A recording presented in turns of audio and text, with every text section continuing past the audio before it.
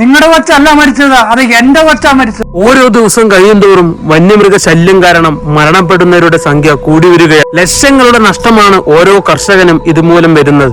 ഇതിനെതിരെ ശക്തമായ നടപടി സ്വീകരിക്കാൻ ഇതുവരെ അധികാരികൾക്ക് സാധിച്ചിട്ടില്ല. മകൻ നഷ്ടപ്പെട്ട വേദനയിൽ ഒരു കർഷകനായ അച്ഛന്റെ തുറന്നു പറച്ചിൽ ജനശ്രദ്ധ നേടുകയാണ്. ആ വീഡിയോ ഒന്ന് കണ്ടു. യാതൊക്കെ വർത്താനം പറഞ്ഞ എന്നാന്ന് വെച്ച് കഴിഞ്ഞാല് കൃഷിക്കാരൊക്കെ പൊട്ടന്മാരായിട്ട് കണക്കുകൂട്ടരുത്.